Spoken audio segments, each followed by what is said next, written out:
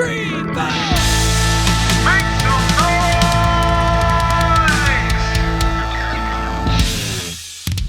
Hey everybody, welcome to Making Noise. My name is Todd Johnson, and with me as always is Mr. Jay Connor. What's up, y'all? What's going on, Jay? How you doing? I'm doing great. How are you doing, Todd? I'm doing awesome. It's been busy lately, which is good. It was crazy. I saw Nigel's show that we were talking about months ago with Afro Man. Yeah. Yeah, there's parts of it that I don't quite You don't remember? Nope. How'd that happen? I don't know. I think it was just a contact high being in the parking lot. I think I saw a cloud of smoke from wherever Afro Man was hanging out, and I think it just whooshed in my direction. I feel like Afro Man had it like Afro Man painted in the sky and weed smoke. Yes. That's what I feel like. I could see him doing that. Having a laser light show with it. He could. Little marijuana leaves. And as it gets too thick, it rains Colt 45. But yeah, so it was pretty good. So today on the show, we have singer-songwriter Søelle. She's a fantastic singer where we've caught some of her videos that she's been putting stuff out, and we had to have her on the show. So we're going to have a little performance from her later, so make sure to stick around. But right now, here's our interview with Søelle.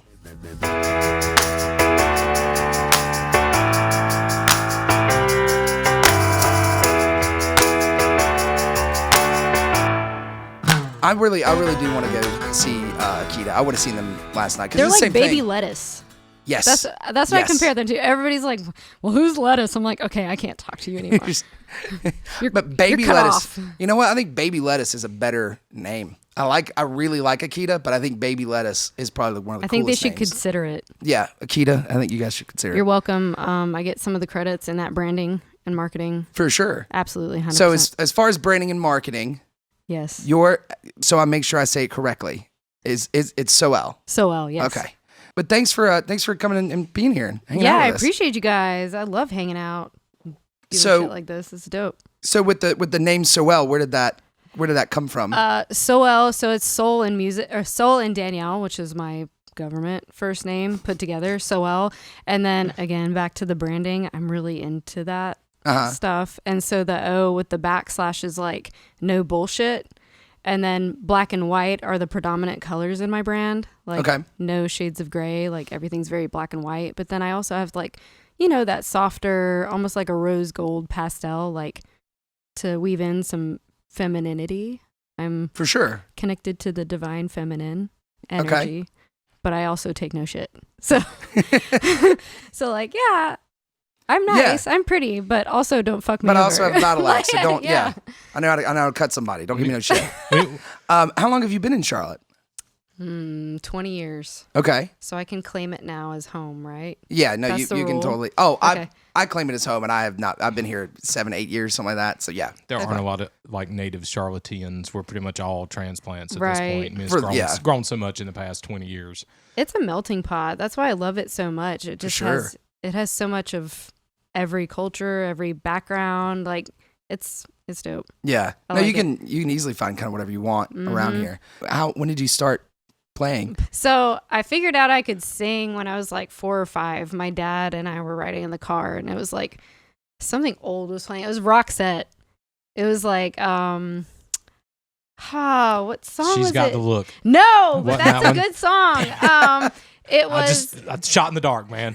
It was not that one either. Listen to Your Heart. That's what it was. Oh, and yeah. I started singing along with it, and my dad brings me home. He was from New England, so he had this like thick New England accent, and brings me home, puts me on the dining room table, and he's like, Cheryl, you got to listen to this. So he starts playing it like on a cassette tape, right? Because this is like back when there were cassettes. And so he's like, okay, sing. And I'm standing up there like, am I in trouble? Like, I didn't know what was going on. So I was like, all right, so I can sing. So they started putting me in voice lessons really young. And then when I turned like 8, 9 years old, I was living in Indiana at the time, and my mom took me to go see Phantom of the Opera. Mm-hmm. And I would say within a month of the time between the time that I saw Phantom of the Opera live on Broadway, I was just like starstruck. I was like, this is fucking dope. This is everything. And that was my first like real musical experience. Like being immersed in it was like a Broadway musical. Go figure. But about a month after that in Indiana, I lived in southern Indiana, where there's lots of corn and lots of cows and a lot of snow in the winter. So we got snowed in for like 2 weeks. And so I went to this old upright piano we had in the entry hall, and I started just remembering the score by ear and picking it out on the piano. And I just remember hearing my mom, because the corded phone, I hearing my mom drop the corded phone, like running around the corner like, this bitch is actually playing this shit right now. Like, and I was like, skibidi bop bop bop, like it wasn't any big deal. So, and come to find out, my paternal grandfather, he learned a lot by ear also. Like, my ethnicity, I'm Polish. Okay. And so predominantly Polish and Czechoslovakian. So come to find out, we're the poor Polacks, and like. And what do you do to entertain yourself? Immigrating. Yeah. So he learned by ear. So I guess it's like something that's handed down by the generations. Yeah. Something in the blood. Yeah. Wow. So I really started writing unintentionally. I started writing poetry, and then I would just be like, oh, okay, I really like how this sounds. And I remember I would make sure like the syllables in each line were very similar. And again, this is without any training. I was just kind of naturally drawn to doing it that way. Right. I was like, okay, so there's a rhythm to this. And then I would chop it up with chords. And that's how I started to write songs. Well, and especially too, if Broadway was something that, or musical of some sort like that is what got you into it. Right. You're at that age, you're just a sponge. So you're just remembering and seeing all of that and building off of that, you don't have to have somebody tell you that, but that's awesome. Right. That, and my Saturdays consisted of my dad, like, he had these 2 giant subs and like this dope phonograph, like record player. And I remember every Saturday morning, you knew it was time to get up because he would play Hell's Bells, and the whole fucking house would shake. Just and I'm like, shake. Oh, yes. And I'm like, yo. So that's why some people are like, yo, but there's so much soul in your music though. Like, you didn't come from a home of color. I hear that a lot, and I'm like, but what does that mean though? Like, the influences that were in my home, right? Like, my dad played Marvin Gaye, Gladys Knight, Ella Fitzgerald, Aretha Franklin, Al Green, like all of that. But then also I'm heavy influenced by rock, like Fleetwood Mac is my number 1 rock influence. Like, you'll hear the drum riffs. Like, there's a nice little head nod to Fleetwood Mac in the rhythmic sections of my music that I do with a live band. Oh wow! So I love it. Yeah, Mick Fleetwood's great. Yeah, I mean, he's everything. Yeah. Stevie's everything. Well, so with that, like, what kind of drew you more to like a soul or rhythm and blues kind of thing? As far as if you were influenced and coming from that world and everything, and you had all these different, was it kind of more of a natural thing, or is it just whenever you wrote, it sounded this way, it felt this way, you played that way, or is it something of a choice? 100% natural. And it was just like, I didn't know where it was coming from, to be honest. Like, consciously I didn't know, but I think subconsciously I knew, which I've just recently found out, like, this is a little off topic, but since we're talking about subconscious, conscious, psychology, like, infatuates me. So, like, I've been reading The Secret. Somebody put me onto that recently.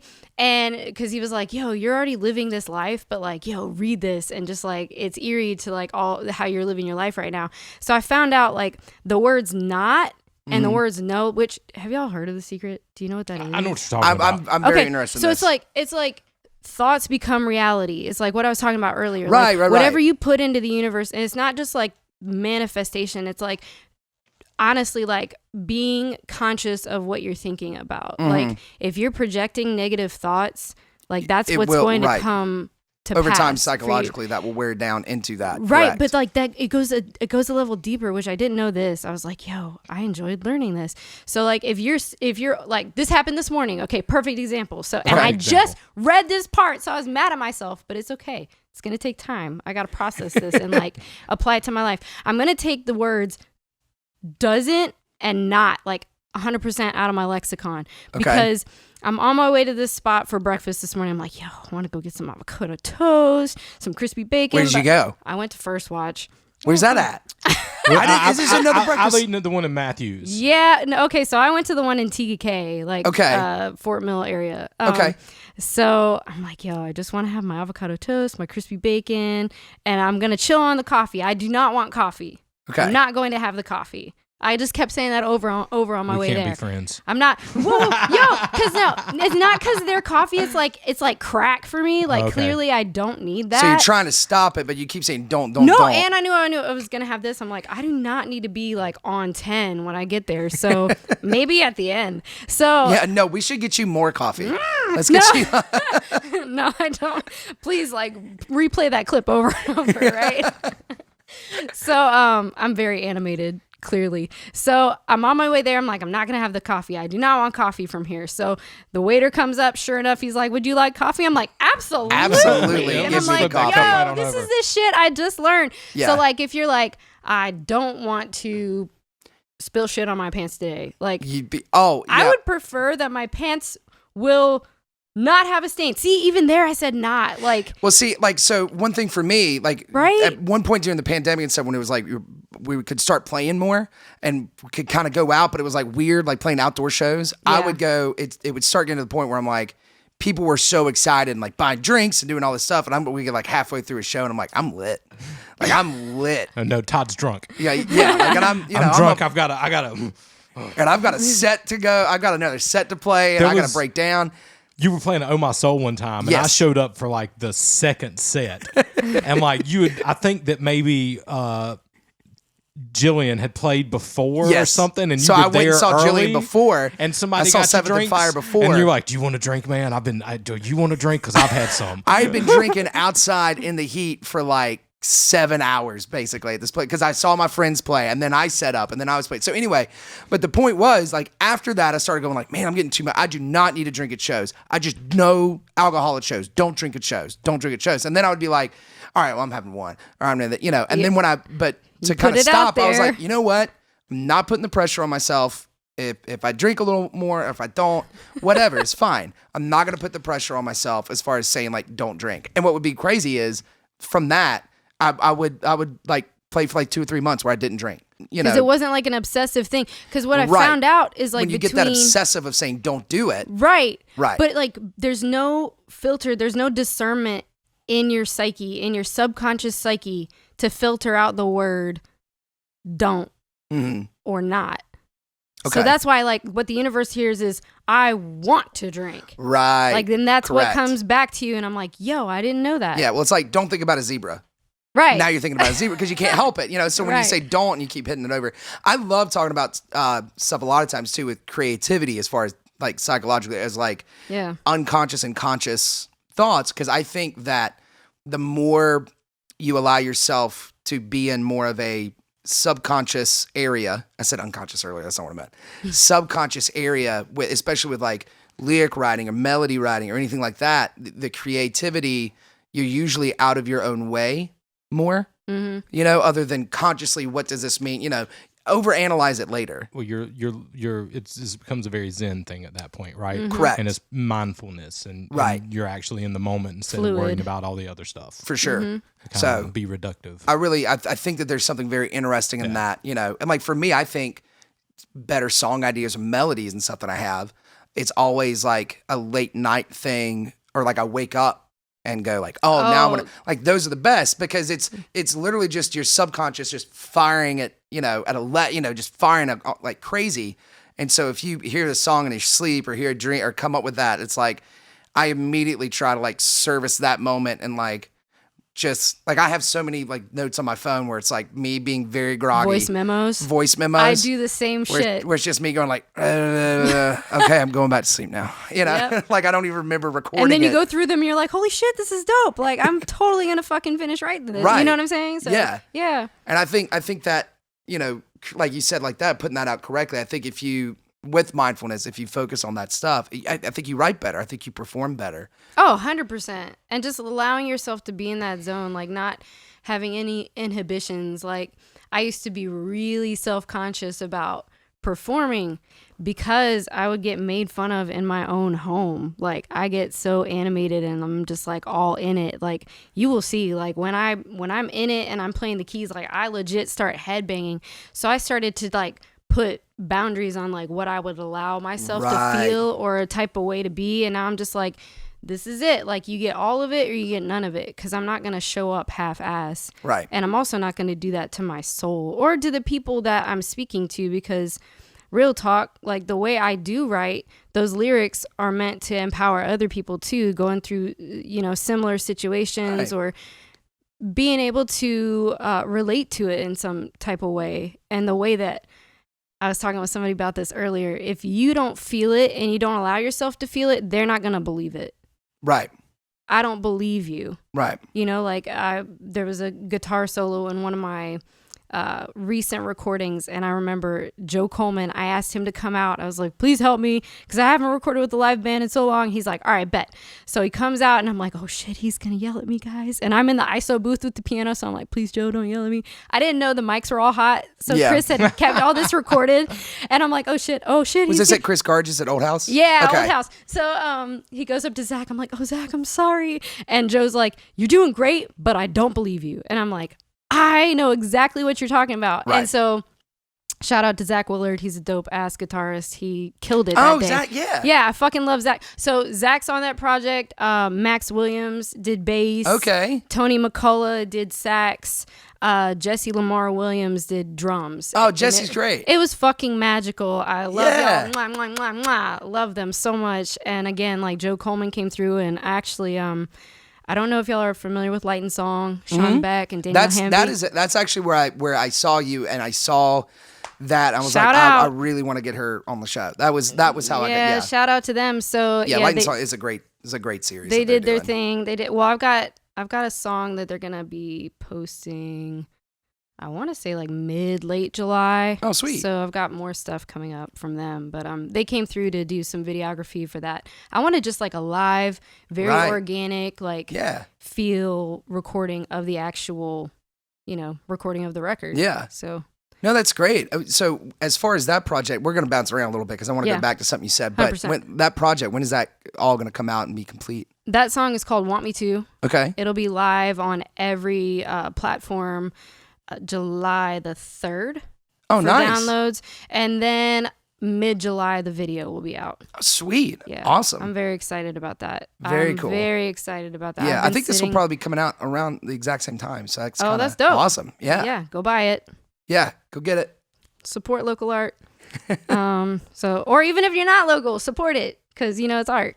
So. And if you don't like it, listen to it over and over again. And then follow her and send negative comments. Exactly. That's what I'd tell people. I'm like, just follow anyway. Just follow anyway. Exactly. Follow yeah. Speaking of, please follow because I had to start all over. That's why I rebranded. Oh, rebranded. I rebranded. So what was it? What was it originally? I would prefer to keep that to myself because I don't want to give this person any more followers. Okay. She done took my shit. So someone stole your name? Yeah, but here's the thing. So I was doing a lot of volunteering for Girls Rock Charlotte. Okay, yeah. Okay. A lot of influential youth that would follow that music. So I was going down like memory lane, looking at my old videos, and I'm like, oh shit. And it's like my old stage name gets fisted by blah, blah, blah. I'm like, oh my God, what? A fucking porn star took my shit. So see? When we cut these cameras off, I was about to say, we are Googling this off camera. But see, and that's why I said I'm not sharing the name. So completely understandable. I'll share it with y'all. Also, this is the only time during a podcast where like when we're done, we're looking up porn. That's a first for us. I'm just curious as to what the name was, so we'll find out. We'll find out. Yeah, tell us. It's let's not give for everybody else. So, did you have to like contact this person? I had my entertainment lawyer at the time reach out, and the girl's like, "That's my government name." I'm like, "This bitch." So I'm like, "All right, this is not even worth." It's not even worth the energy. And I was Neptune's your government name? Really? No, just go ahead. Yeah. So, sure. So hey, there's nothing wrong with making a living. She's an engineer. She's an engineer. Yeah, she's paying off her PhD. She's paying off. Yes. Hey, anything's possible. But so they so you get your lawyer and everything involved, and they still want. Well, no. So wait a minute. How long had you had the other stage name then? 5 years. Okay. I had every handle, but here's the shit. Porn is free. She doesn't need my handles. She doesn't need social media. Right. So this I found on YouTube. I'm like, oh my God, that just happened. Like, I can't have this happening. So, and it was okay because I was like at a point in my music career where I was like, this is kind of changing. So it was kind of meant to be. It was written in the stars, and maybe I was projecting it through my subconscious thoughts. I don't know.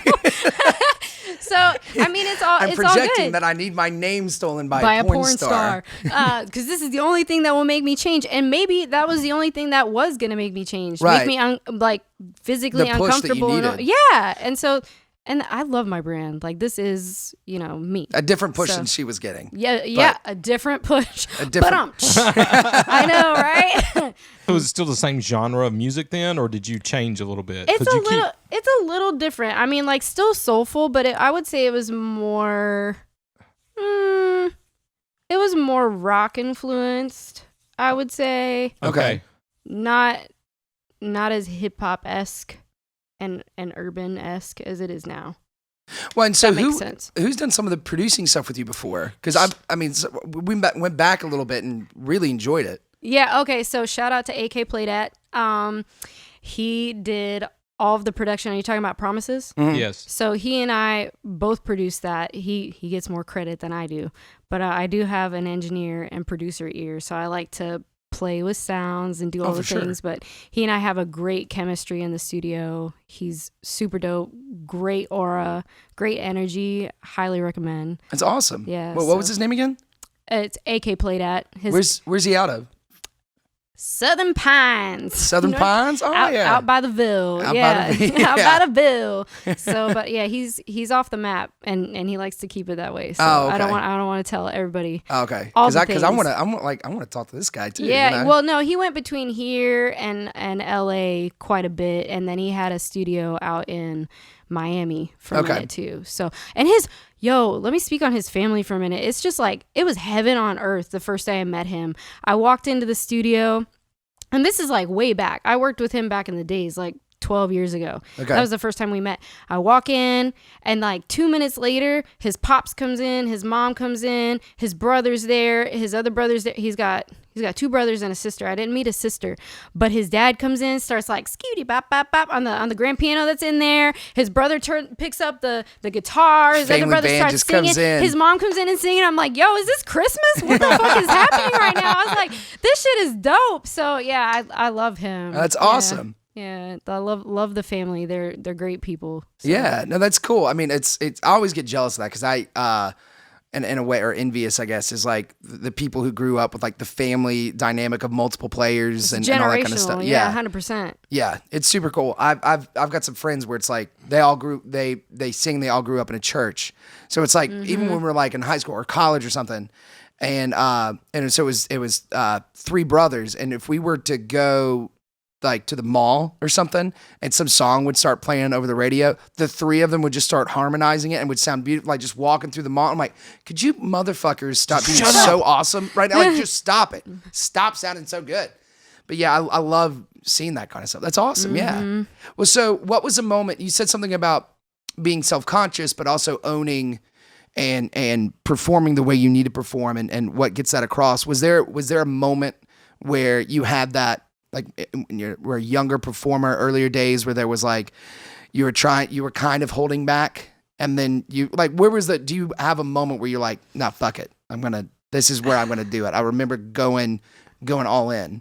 I don't know if there was a moment or if it was just a mentality that switched, just like being more aware again of like the thoughts that I was projecting and just being like, fuck it. Like, this is what I do. This is who I am. And, I talk about mental health awareness, like on my platform as well, like making that more common. I know that it's a term that's loosely used, but like I've been an advocate and been using that since my teenage years, thank God. But, to be made fun of in your own home like that, it is traumatizing. And so like, I feel like the healing process for me was a little bit slower. Right. Because of having the still somewhat attachment without boundaries to my dysfunctional, unhealthy family at the time, so like growing into myself, like really grounding myself in my boundaries, like this I will put up with, this I won't. Again, like black and white, like no bullshit. There's no shades of gray. Like this is how you will treat me, period, with a T at the end. You know what I'm saying? Right. And so, and just like growing into more security in myself as myself, that will naturally bleed into your artistry. You know what I'm saying? Absolutely. Like, and even though people would feel and be like, yo, I feel like you're like telling me a story right now. Like, I feel like this resonated with me. Like this meant something to hear you perform this. And at the time I'm like, oh, I didn't really even think of it like that. You know what I'm saying? But just like when you feel it, they feel it. You cannot bullshit art. Well, and what's great about it too is when you come to that area, you also, I think, stop trying to appeal to everyone. 100%. And there's something very good about that, because once you stop trying to appeal to everyone, then you will have the ability to appeal to someone. Yeah. You know what I mean? Like there's no one who rides the middle of the line. When we were kind of loading in earlier, kind of bringing some of your gear, you were talking about like touring and stuff, like from Indiana to Charlotte, like that jump. Where was that? Was there any like touring in there or? Okay, so no. Okay. I lived in Indiana as a kid. My dad used to work for a company that sold wallboard building products. It was gypsum rock. Okay. And he was the guy that it was like the go-to. It was like, hey, Bill, we got a plant you need to work on, buddy. And so bless my mom with 3 kids. Like we moved almost 10 times. Oh, wow. In my childhood. And so like I lived in Indiana, Oklahoma, New Hampshire, Maine. There's a few other places, but we moved. Actually, the move right before Charlotte was Maine.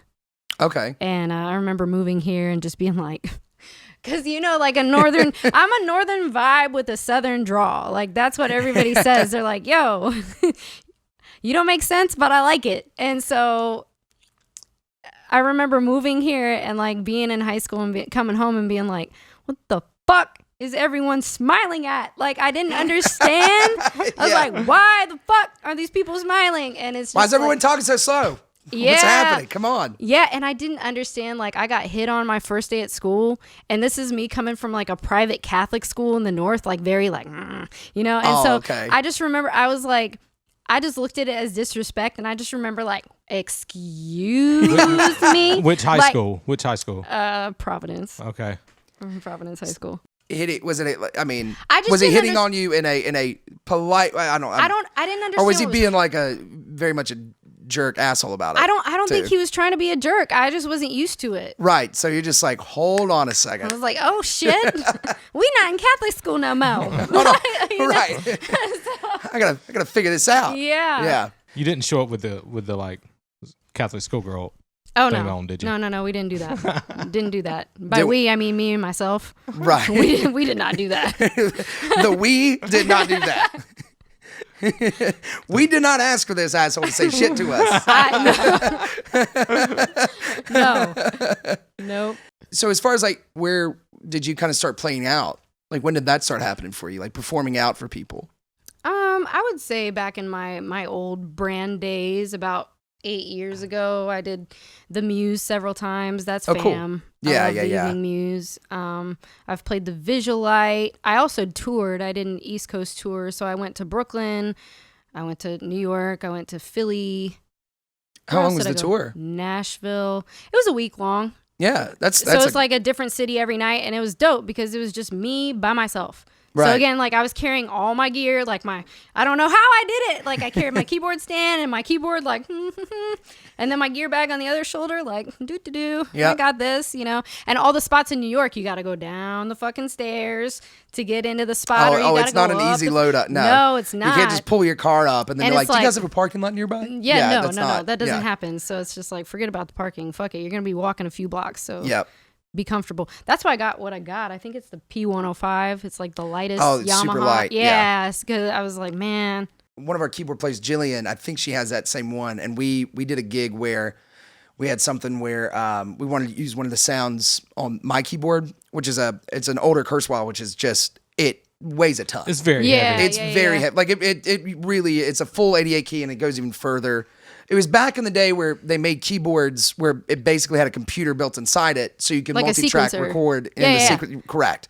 So someone who's a keyboard player knowing better than me on that correctly. So it's got a hard drive. It's heavy as shit. So I think it was a Beagles gig or something, and set that up, and I think put it on her stand, and it was just like halfway through the night at some point we're in the middle of some song and just the left side just goes, and I remember catching it and like trying to hold it up. I was not at that one. You were not at that one? No. I'm trying to remember. That was the Halloween one. You weren't at the Halloween one. Yeah, so no. I'm also dressed up as Jim Hopper from Stranger Things in my sheriff uniform, holding this thing right here. I'm like, you're sweet strawberry wine. Like just trying to like, can someone fix her fucking keyboard, please? So yeah, we very quickly went back to that one. Oh yeah, after every show. Those are great. Those are great keyboards. I used to play on a Triton Extreme with the tube. Oh, remember I told you I produced too, so like I would sequence. I was like, freaking yeah, like I can do all the shit. But and I love the sounds in those. Like, I know. I don't even care that they're dated. Like I would still use that. Oh yeah. Like, that's why I like it. the 2600 or whatever, because piano sounds in it are great, but like the electric piano sounds and all that kind of stuff. I wish that I could do. When it comes from me, what I really started learning was in Pro Tools and stuff like that. So that is where more of like my editing and sequencer brain is. I would love to be better with like keyboards and drum machines and doing that stuff kind of live, like the experience that you have with that, because it's so cool. It's such a different way of thinking and creating that I wish that I had a little bit more of that. Just reach out to somebody. Yeah. Well, now I was about to say, now I know somebody. So now it's going to be the annoying, like, so how do I program this thing right here? And you just be like, stop talking to me right now. I'm trying to play a show. Todd's putting together a show he's going to need some help for. Yeah, I'm putting together a solo show where I want to use a bunch of that different stuff, as well as still play guitar. We'll talk about that stuff later. That has nothing to do with your, this has nothing to do. We're talking about you.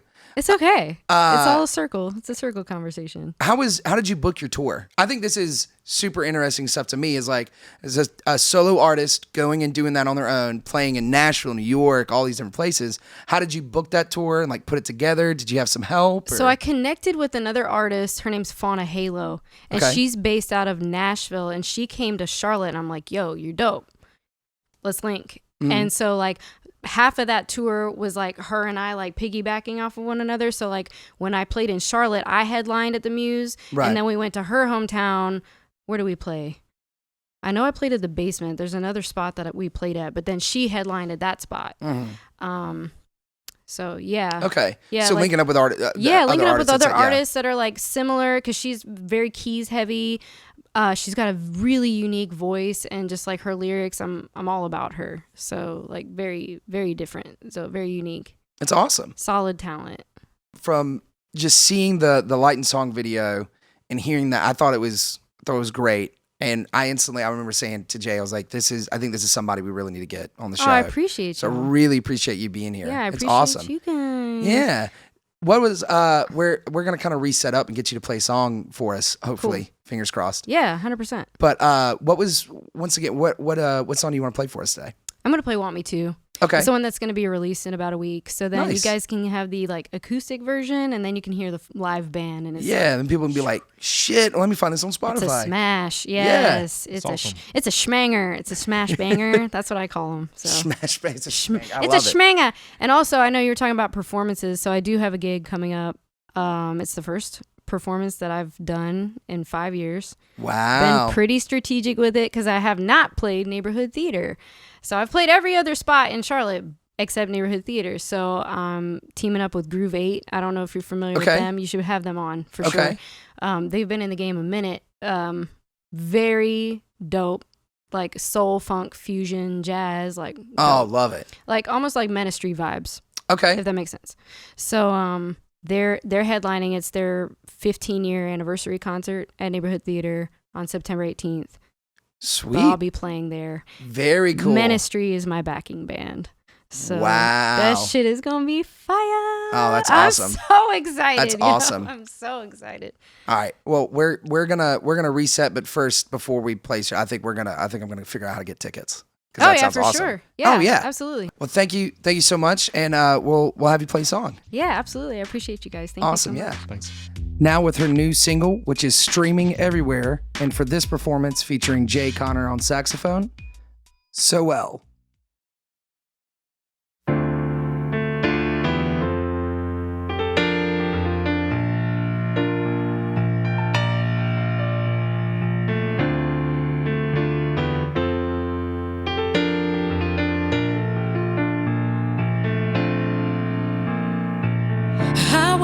skies of hell before I found myself, and now I follow you. If you want me to, don't slam it in my face. Time to forget my name, call me something new. So I will do. Heart dropped in the backseat and I start to forget my place. Boy, you know I'm wrapped in the moment, and I can't forget your face. Like eyes in the moonbeams hit me, and I start to float away. Don't lie, could you ever forgive me? Now that you know my name, anywhere you go, I will follow you. Anywhere you go, I will follow you. But only if you want me to. Only if you want. Only if you want me to. Only if you want me. Just say you want me to.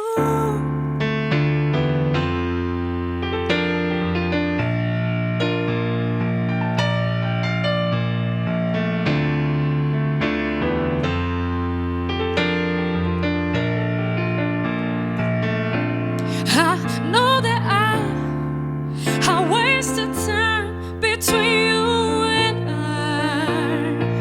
but you were chasing her. I let it go, and it never felt right. Now you found me, heart dropped in the backseat, and I start to forget my place. Boy, you know I'm wrapped in the moment, and I can't forget your face. Like eyes in the moonbeams hit me, and I start to float away. Don't lie, could you ever forgive me? Now that you know my name, anywhere you go, I will follow you. Anywhere you go, I will follow you. But only if you want me to, yeah. Only if you want. Only if you want me to. Only if you want me. Now, baby, I know it's been a long time, but lately you've been running through my mind, driving me crazy. Ready to take it there, and when you're ready to meet me, why don't you call my name?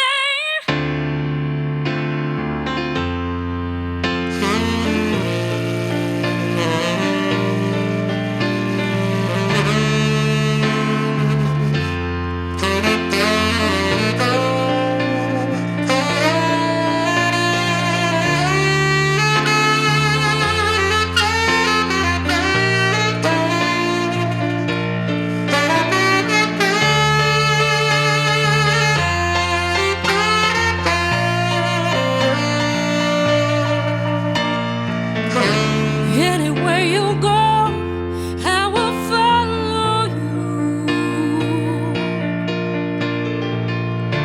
Anywhere you go, I will follow you. But only if you want me to, yeah. Only if you want. Only if you want me to. Only if you want me. Just say you want me to.